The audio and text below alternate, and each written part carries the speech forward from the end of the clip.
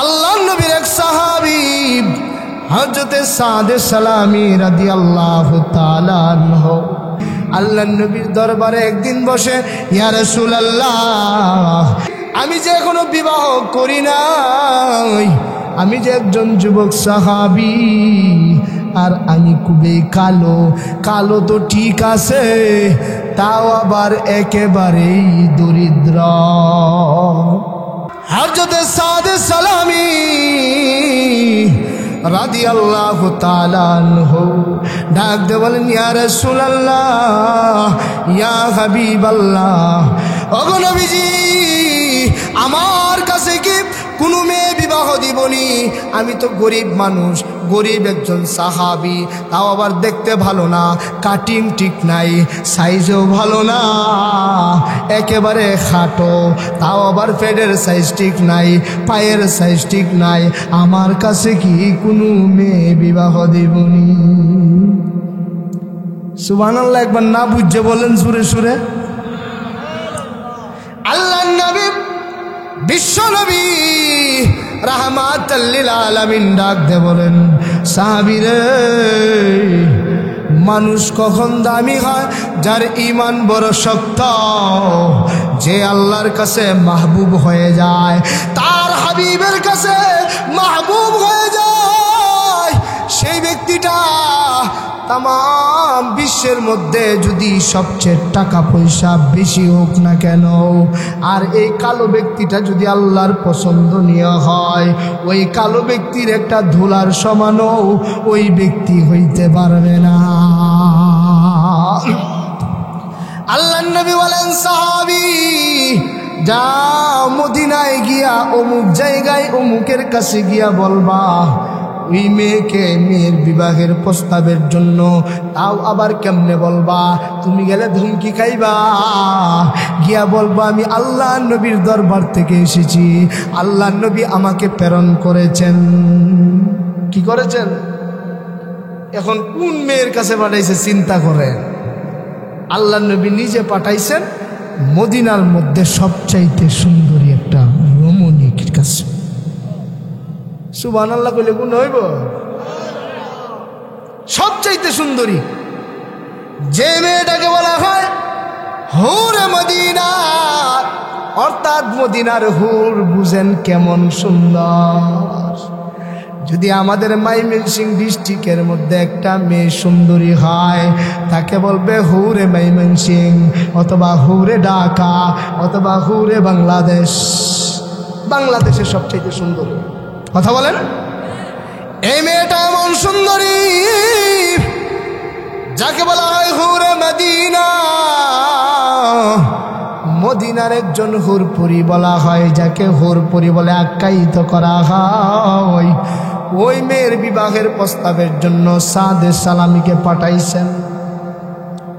তখন সাদে সালামি রাদিয়াল্লাহু তাআলা আনহু ওই মেয়ের বাড়ির পাশে গিয়া ডাক দিছেন, আসসালামু আলাইকুম ওয়া রাহমাতুল্লাহ।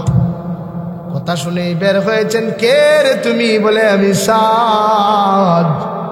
কিসের জন্য আসলে? বলে বিবাহের প্রস্তাবের জন্য এসেছি, আল্লাহর নবীর দরবার থেকে এসেছি, আল্লাহর নবী আমাকে প্রেরণ করেছেন আপনার মেয়ের বিবাহের প্রস্তাবের জন্য। এই কি করে? আমার মেয়ের বিবাহের প্রস্তাবের জন্য তুই আসলি? সর্বনষ্ট করছে আমার মেয়েকে, সবাই চিনে হুরে মদিনা, মদিনার হুর সবচাইতে সুন্দর, তার প্রস্তাবের জন্য তুই আসলি? তাও আবার দিন মজুর, রোজ কাজ আছে, তো খাবার আছে, কাজও নাই। যে তুই গরিব মানুষ, আমার কাছে আসলে আমার মেয়ের বিবাহের জন্য, এটা বলতে যা তারাই দিছে। সে আর কিছু বলে নাই, কিন্তু সে কথাগুলো একটু আস্তে আস্তে বলছে। আল্লাহ নবী যেমনে বলছে স্পৃহার সাথে বলতে, সে বলে নাই। এই সাহাবিও সে ভালো করে শুনে নাই যে আল্লাহ নবী পাঠাইছে, এই কথাটা শুনছে না। শুনলে কালো হোক দল হোক ফেরত দিত না। কথা বলেন ঠিক না? ঠিক, ফেরত দিত না। তখন লোক জায়গা, তখন এই মেয়েটা শুনতে পাইছে। শোনার পরে সাদে সালামি তো গেছেই গা, যাওয়ার পরে তার বাবারে ডাক দিয়েছে, হে আব্বা, হে আমার আব্বা, তুমি কাকে ধমক দিলা? বলে আমি ধমক দিয়েছি সাদে সালামিকে। কেন গো আব্বা ধমক দিলা? বলে মারে এমন এক কথা আমাকে শুনাইছে যে তোমার বিবাহের জন্যে সাদ সে এমন কালো মানুষ, দেখতে ভালো দেখা যায় না, তোমার সাথেও তো মিলবে না, সাইজেও ভালো না, দেখতেও কেমন বিশ্রী দেখা যায়, তাও আবার একেবারে নিতান্ত গরিব, টাকা পয়সা কিছুই নাই, সে আবার আমার কাছে আইসা বিবাহের প্রস্তাব দেয়। এই জন্য ধমকি দিয়া পাঠাই দিলাম। তখন মেয়েটা ডাক দেখো, আব্বা ছেলেটা কালো না ধলো এটা আমার দেখার দরকার না।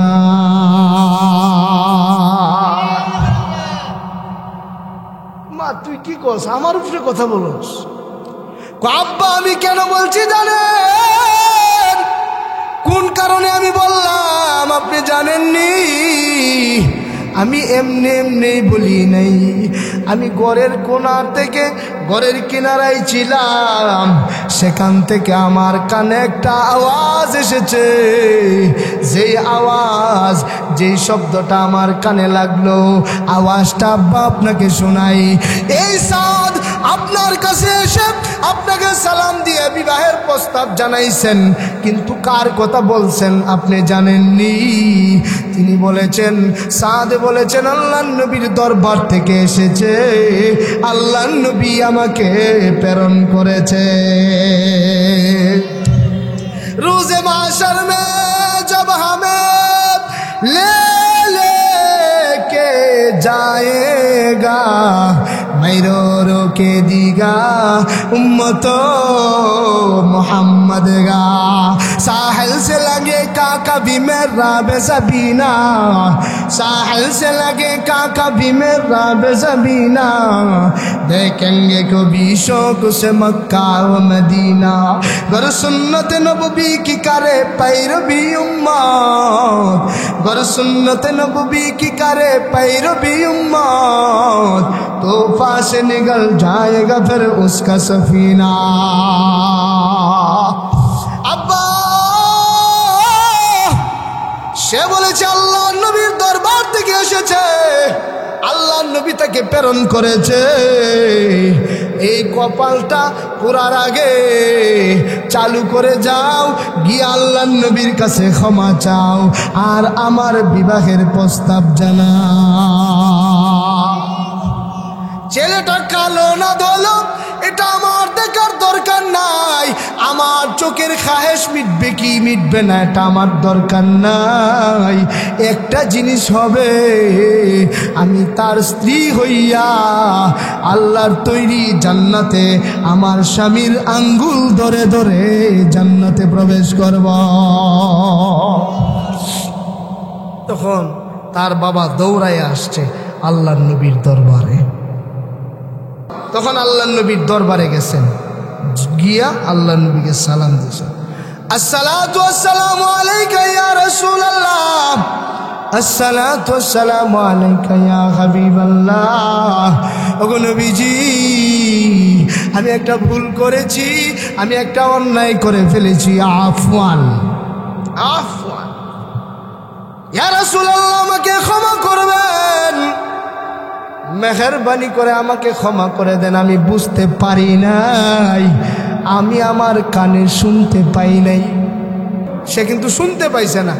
এই কালো লোক দেখিয়া তার মিজাজ আগেই বিগড়ে গেছে, চিন্তা করছে কই তো আইসে, কই আমার মেয়ের বিয়ার লাগিয়া মুখটারে একটা মেলান মাসে বিয়া হতো, চিন্তা করায় মানে বিগড়ে গেছে গা। তখন আর এই কানও ঢুকছে না।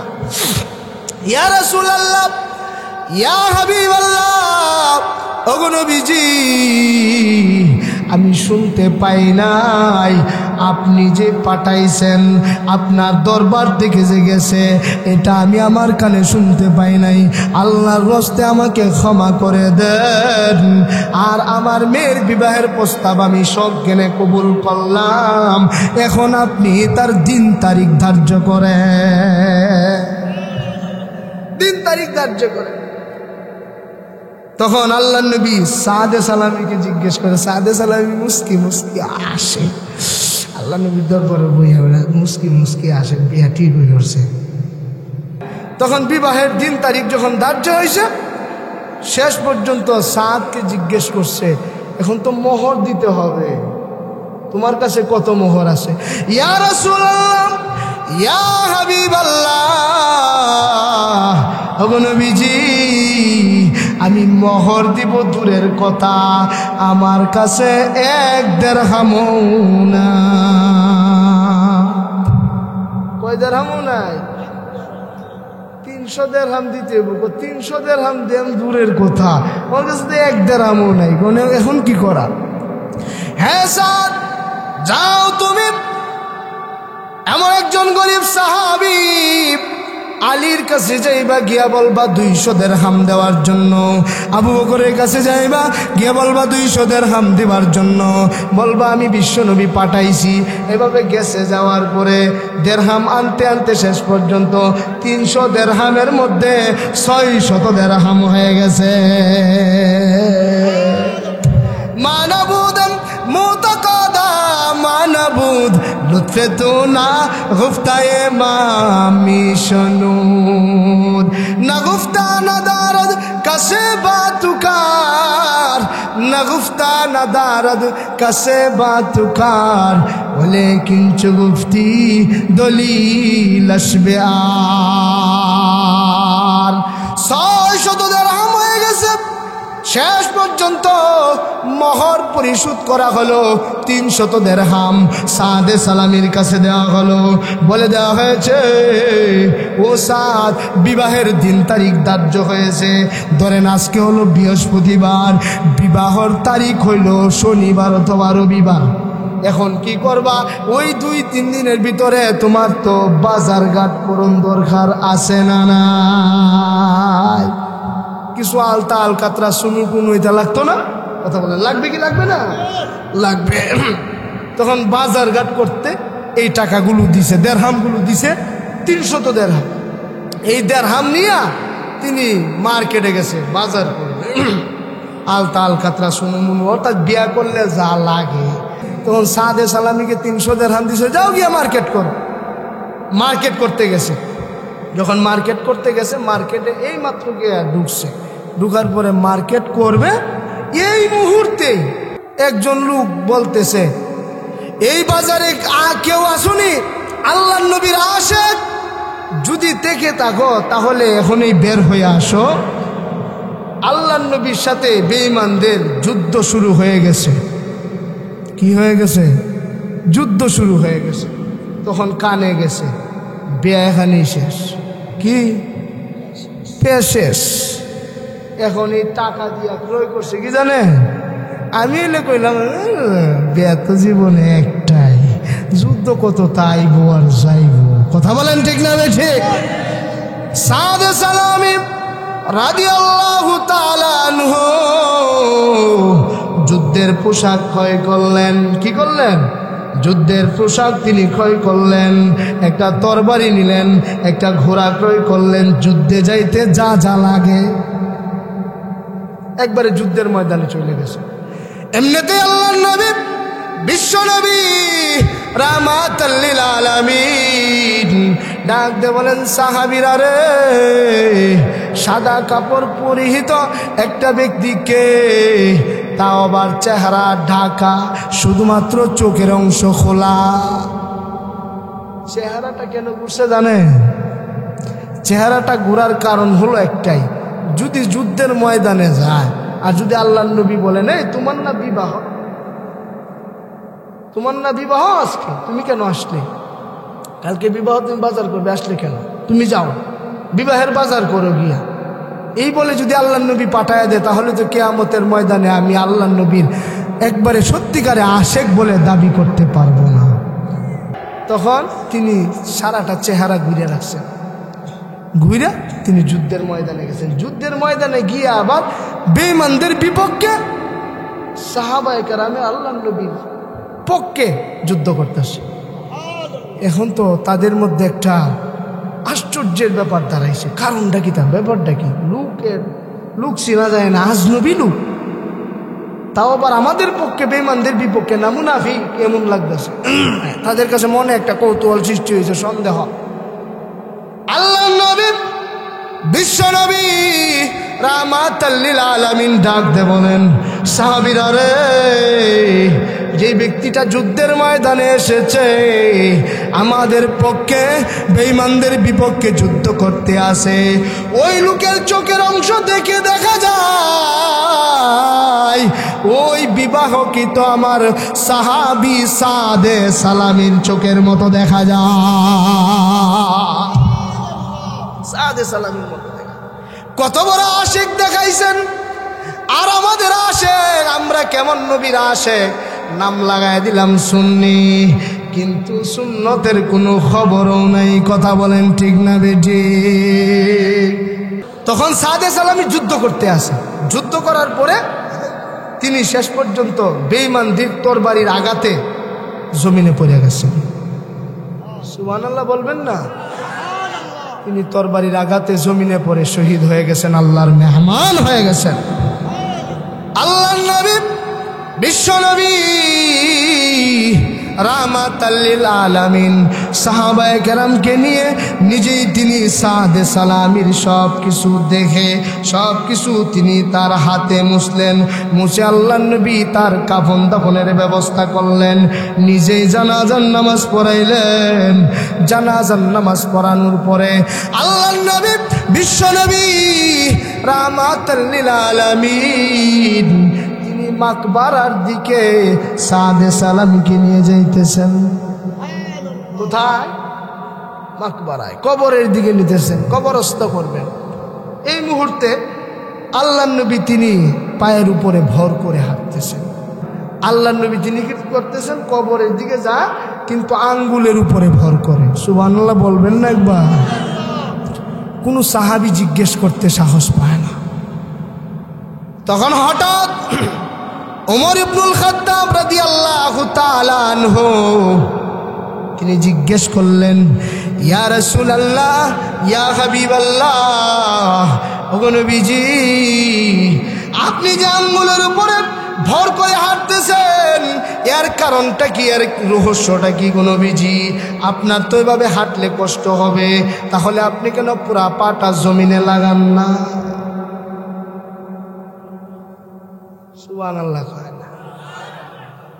আল্লাহর নবী, বিশ্ব নবী রাহমাতাল লিল আলামিন ডাক দে বলেন, সাহাবীরা রে, আমি যে কেন পুরা পা জমিনে লাগাই না, এই রহস্য কি তোমরা জানতে চাও নাকি? সাহাবায়ে কেরাম ডাক দে বলেন, ইয়া রাসূলুল্লাহ, ইয়া হাবিবাল্লাহ, ওগো নবীজি, কেন হাঁটতেছেন? আমাদের কাছে একটু রহস্যটা বলেন না, আমাদের বড় কষ্ট হচ্ছে। ফেলাইয়া পা জমিনে ফেলাইয়া হাঁটতেছে, কিন্তু আপনি পুরা পা কেন জমিনে লাগান না? আল্লাহর নবী, বিশ্ব নবী রাহমাতাল লিল আলামিন ডাক দে বলেন, সাহাবীরা রে, আমি কেন পুরা পা জমিনে লাগাই না তোমরা জানো নি? কেন জমিনে লাগান না?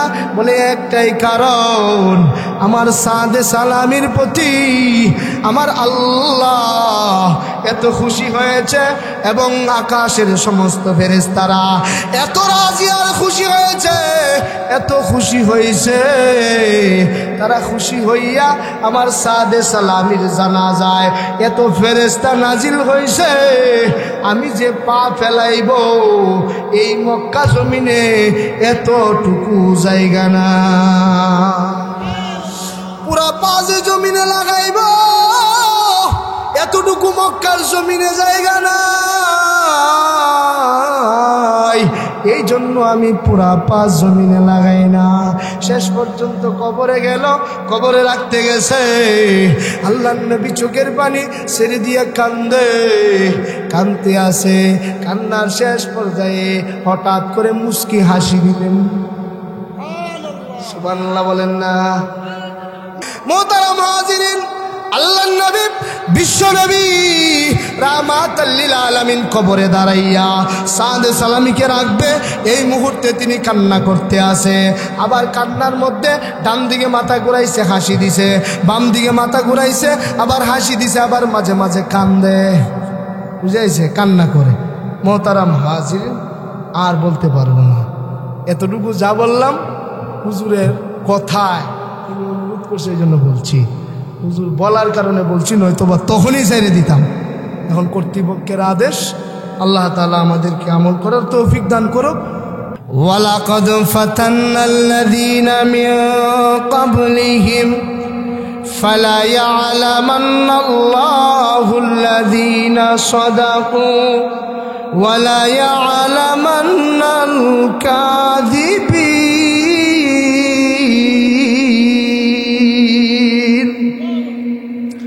বলে তোমাদের পূর্ববর্তী লোকদেরকে আমি আল্লাহ তাআলা পরীক্ষা করেছি, কে ঈমানের উপরে সত্যবাদী আর কে ঈমানের উপরে মিথ্যাবাদী। অর্থাৎ ঈমান আছে, মুসলমান আমার নাম, আমার 14 পুরুষ মুসলমান, বেড়াগিরিও করি, বাসাডি বাজারে গিয়ে আমি বেড়ার ঘরের বেড়া, কথা কন না কেন, কয় না, কয় নামাজ পড়ি না দেখি ওইসাটা কি তারে নামাজ পড়ে করছস কি, নামাজ না বললে কবি তো মিশা হতা কই না, দাড়ি নাই দিকে কি হইছে, অত তো মিশা হতা কই না আমি। ঈমান বড় শক্ত আছে, কি আছে, ঈমান বড় শক্ত আছে। তখন ঈমান কেমন শক্ত আছে, ইয়া আইয়ুহাল্লাযীনা আমানুত্তাকুল্লাহ হাক্কা তুকাতিহি ওয়ালা তামুতুন্না ইল্লা ওয়া আনতুম মুসলিমুন। হে ঈমানওয়ালারা, তোমরা পরিপূর্ণভাবে আমি আল্লাহকে ভয় করো, আমি আল্লাহকে ভয় করো, পরিপূর্ণরূপে ভয় করো, সত্যিকারের ভয় করো।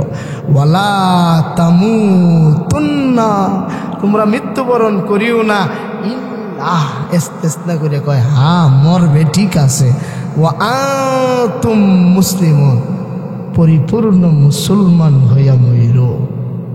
এখন পরিপূর্ণ মুসলমান কারে কয়? বাসারি বাজারে যে বেটা বুক ফুলায় কইছিল নামাজ না পড়লে কি তবু ঈমান বড় শক্ত, দাড়ি না রাখলে কি তবু ঈমান বড় শক্ত, এটারে কি পরিপূর্ণ মুসলমান কয়? কথা বলেন, পরিপূর্ণ মুসলমান, পরিপূর্ণ মুত্তাকি, পরিপূর্ণ ভয় কি তাকে বলে? না। ঈমানের দাবিতে কে সত্যবাদী কে মিথ্যাবাদী, আমার ভিতরে আমার গোটা দেহে আল্লাহর নবীর সুন্নাহ আছে কিনা, আল্লাহ তাআলার বিধান আমার কাছে আছে কিনা, কথা বলেন ঠিক না ভাই? ঠিক, এটা হলো আমার দাবি। 1 নম্বর ঈমানের দাবি হলো মালিকের গোলামি করা, দ্বিতীয়ত হলো আল্লাহর নবীর সুন্নাহ তরিকায় চলা, কথা বলেন ঠিক না ভাই? ঠিক।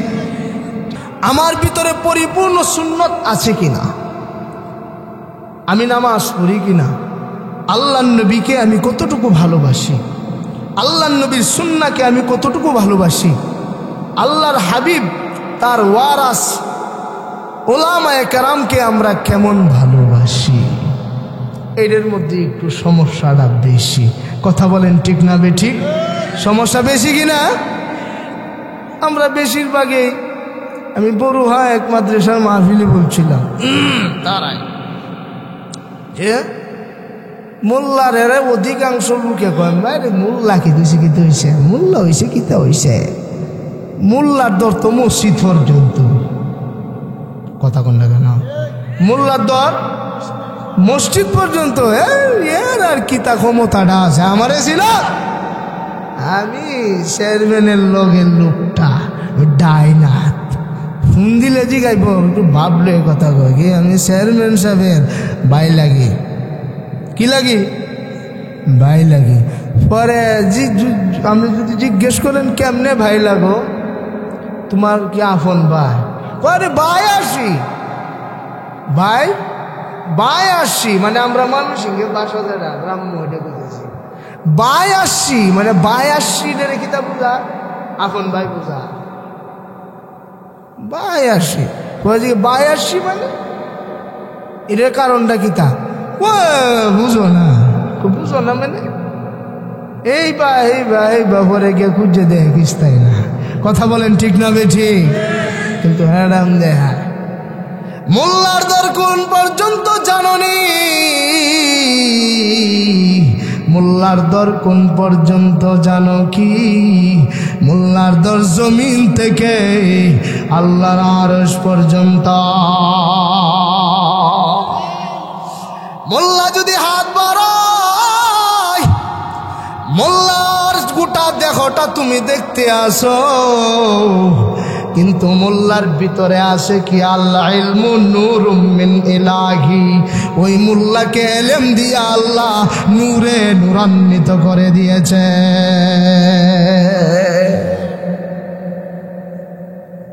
আল্লাহর দেওয়া ইলমটা একটা প্রদত্ত নূর, একটা বাতি। এখানে এত সুন্দর প্যান্ডেল করা হয়েছে, এটার ভিতরে যদি আলো না দেওয়া হয়, এটার ভিতরে কেউ বসতে চাইবে না। কথা বলেন ঠিক না বেটি? চাইবে? বসতে চাইবে। ঠিক তদ্রুপ কোন মানুষের ভিতরে যদি ইলমের আলো, ইমানের আলো, এর প্রদীপ যদি না থাকে, তার কাছেও কোনোদিন কোনো ভালো মানুষ মিশতে পারবে না। এমনকি এই ব্যক্তির ভালো মানুষ না হওয়ার কারণে তার হাতটাও মালিকের আরশ পর্যন্ত যাইতে পারে না। आदमियत दादाई बाज़म मुसलमान कर दई, आदमियत दादाई बाज़म मुसलमान कर दई, ऐ खुदा कुर्बा शवम एहसान बर एहसान कर दई। মানুষকে আল্লাহ সুন্দর করে বানাইছেন, মানুষকে সুন্দর করে বানাইছেন। ইহার মধ্যেও দলিল আছে, ওয়ালাকাদ কাররামনা বনি আদম, বনি আদমকে মর্যাদার পাত্র হিসাবে বানাইলাম। অন্য আরেক আয়াতের মধ্যে আল্লাহ জানায়া দেন, লাকাদ খালাকনাল ইনসানা ফি আহসানি তাকবীম। মানুষকে সুন্দর অবয়ব দিয়ে বানাইলাম, মানুষকে সুন্দর বডির মাধ্যমে আমি আল্লাহ বানাইলাম। সুন্দর অবয়ব দিয়া বানাইছেন। আচ্ছা দেখেন তো, মানুষকে এত সুন্দর করে আল্লাহ তাআলা বানাইছেন। আমার চোখটা যদি এই চেহারার এখানে না দিয়া যদি চোখটা বগল তুলির নিচে দিত, কি করে কোনো কিছু যদি দেখতে হইতো, তে হাত তুলাতে দেওয়া লাগলো যে দেখছে রে, কথা কোন রে, হাত তুলাতে দেওয়া লাগতো দেখছে রে। জিহ্বাটা যদি নিচে দিত ফিডের মধ্যে, নাকটা যদি ফেরো দিত, কোনো কিছু খাইতে হইলে তখন প্রথমত কি করলো, নীল হইলে দেখলো দেখছে এটা কি তারে, তখন দেখলো এটা কি একটা কমলা অথবা আপেল, আপেলটারে দেখাইছে, এখন নাকের কাছে আনবো, দেখছে রে গ্রানটা কেমন, মোটামুটি বোঝা যায় ভালো, তখন পিছন দিয়ে নিয়ে কয় দেখছে রে মজাটা কেমন। কত কষ্ট করতে হইতো, কথা কই না কেরে, কত কষ্ট করতে হইতো। এখন এত কিছু কষ্ট করার দরকার নাই। যে কোনো একটা জিনিস আপনার চোখের সামনে আসলে, হাতে নিতে না নিতেই চোখের সামনে আসলে দেখা যায় খুবই সুন্দর, গ্রানটাও নাকে যায় আসলেই খুবই ভালো গ্রান, তৎক্ষণাৎ আপনার মুখের মধ্যে দিয়া ভিসিয়া একবারে গিলে ভাবতে পারবেন। কথা বলেন ঠিক না বেটি? আল্লাহ কত বড় মহান, কত সুন্দর করে মানুষকে বানাইছেন। কথা বলেন ঠিক না বেটি? এত সুন্দর করে যে আপনি আমাকে বানাইছেন, এত কদর করে বানাইছেন, আমাদের কিছু কাজ আছে না নাই? কথা বলেন আছে না নাই? অবশ্যই আছে। এই কাজগুলো আমি আজকে আপনাদেরকে সুন্নতগুলো একটু ধরাইয়া দিব, এবং সুন্নতকে মানে কে মানে না এটি সামান্য আপনাদেরকে ধরাই আমি আপনাদের কাছ থেকে বিদায় নেব ইনশাআল্লাহ। কারণ 1 ঘন্টা আরেক জায়গায় বয়ান করেছি মাগরিব পরে, আমার একটু এনে আসার পর, মাগরিব থেকে আমি আসার পরে কোনো কথাবার্তা কুইয়া পরে এনো খুব চালু করিয়ে এসি। মোহতারাম হাজিরিন, যাই হোক, আমি যে ইমানের উপরে দাবিদার, যে আমি একজন মুসলমান, ইমানের দাবি থেকে আমি সত্যবাদী কিনা না মিথ্যাবাদী, এটা যাচাই করতে হবে। এখন আমার ভিতরে সুন্নত আছে কিনা পরিপূর্ণ, আমি যে মুসলমান আমি মানি কারে? আমি যে যুবক একজন, আমার যে চুলের স্টাইল হবে, সেই চুলের স্টাইল কি হবে? এই স্টাইলগুলা কি আল্লাহর নবীর সুন্নত হবে না সাকিব খানের সুন্নত? কথা কন্যা করে এখন যুবকরা কইব হুজুর মনে ভেস লাগাই দিছে, কথা মনে বুঝলেছে হুজুরে। কি দেখো আল হক্কু মুররুন, তাহলে একটু তিতা। তবে যুবক ভাই, তোমার মতো আমিও একজন যুবক, আমারও মন চায় একটু কাটিং ফাটিং দিয়া টুচি ফাঁসাফা করিয়া চলতে, আমারও মন চায়। কিন্তু আমাকে তো কোরআনের আয়াত এদিকে নিতে চায় না, দেখায় ওইদিকে। ফারিকুন ফিল জান্নাতি ওয়া ফারিকুন ফিস সাঈর। আল্লাহ জানায় দে এই রাস্তা জান্নাতের, এই রাস্তা জাহান্নামে, যাও কোনটা যাইবা।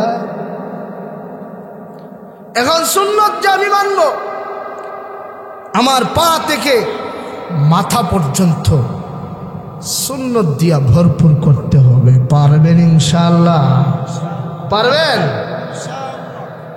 এখন সুন্নত যে আমি মানব, আমরা যারা সুন্নত মানি, সুন্নার উপরে চলি, আমাদের দাড়ি আছে মাশাআল্লাহ, চুলও নবীর তরিকায়, জামাও নবীর তরিকায়, চলাফেরাও নবীর তরিকায়। আমাদের নাম হওয়া কি দরকার? কথাও কন্যা করে আমাদের নাম কি হওয়া দরকার? সুন্নি। কথা কন্যা করে কি হওয়া দরকার? সুন্নি। এখন যে বেটা মানে না, এ বেটার নাম এসে কি? যে বেটা সুন্নত মানে না, এ বেটার নাম হইল সুন্নি। যে সুন্নত মানে তার নাম দিছে ওয়াহাবি। কথা কন্যা করে কথা বলেন ঠিক না ঠিক? তার নাম হইছে ওয়াহাবি। আর যার ভিতরে সুন্নতের বালাই নাই, সে হয়ে গেছে গা সুন্নি। তাও আবার এটি সুন্নি কেমনে জানেন? সুন্নি কেমনে? সুন্নতের দাবিদার। আমার কিন্তু আয়াতের সাথে আজকে এটা মিলাইব, পরে আমি নিয়ে দেখাইব আমি যে ইমানের উপরে কতটুকু সত্যবাদী আর কতটুকু লম্পট, আমি কতটুকু মিথ্যাবাদী, এটা সামনে আইতেছে। মহতারাম হাজিরিন, দেখবেন অধিকাংশ সময় এইগুলা বাবার কাছে দৌড়ায়। কার কাছে? কথা বলেন, কোথায় দৌড়ায়? বাবার কাছে দৌড়ায়। কিন্তু সুন্নত মানতো আসে কেমনে?